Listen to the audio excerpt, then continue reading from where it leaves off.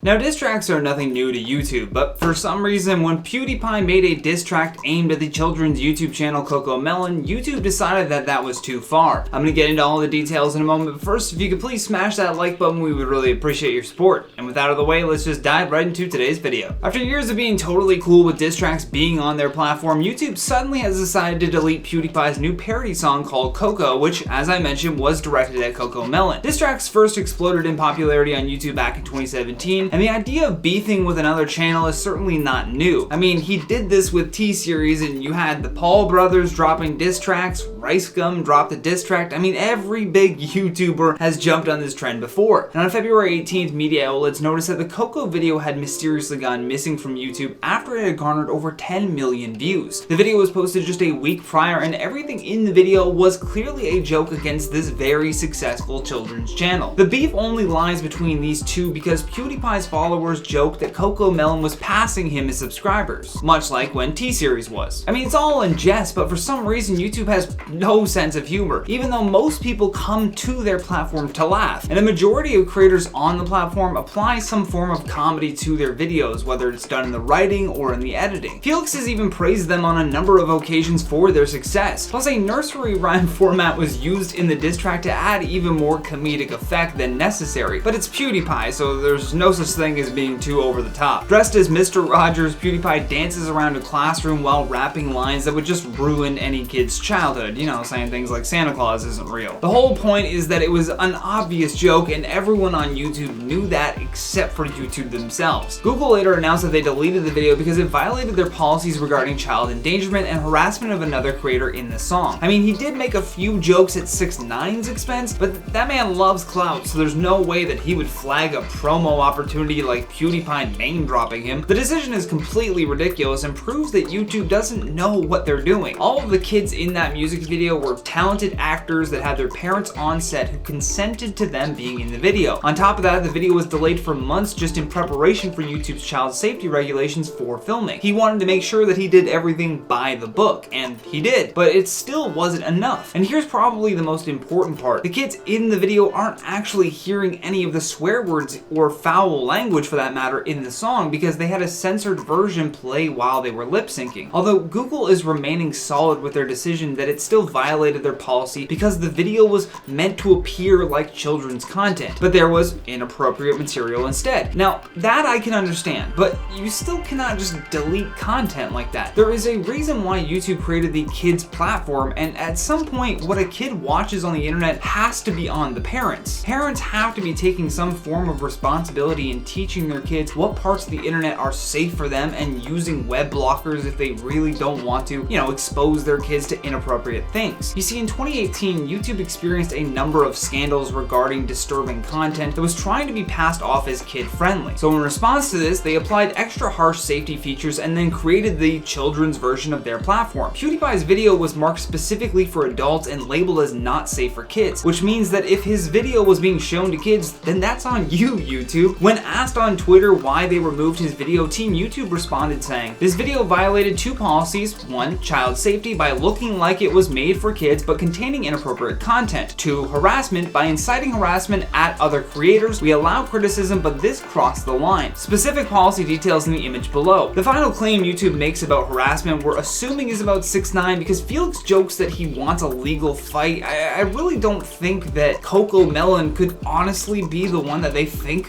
he's harassing. Now, what's hilarious is that within YouTube's own policies, diss tracks are supposed to be protected. The exception reads, scripted performances, insults made in the context of an artistic medium such as scripted satire, stand-up comedy, or music, such as a diss track. Now, despite that little gray area that they left themselves with this note, Felix's video clearly meets their definition of a diss track. It was indeed all scripted, and again, consent was given by the parents of the kids in the video. So I don't know about you, but I'm seeing all green lights here. I would love to hear what you all think about this though in those comments down below. And while you ponder that, let's check out some of your comments from the video titled "Rapper in Hospital After TikTok Gorilla Glue Challenge Goes Wrong." Funky Goose World says, "Play stupid games, win stupid prizes. We've seen this happen every time and yet we don't learn like ever." You are 100% right with that one. Green Rivera says, "Gorilla Glue is the new must-have in the idiot viral starter kit. Clout Chasers 101. I'm pretty sure some of these influencers are gonna start selling their own how to become viral like PDFs and whatnot. I'm calling that now. Silver says they gonna mess around and get the internet taken away from us.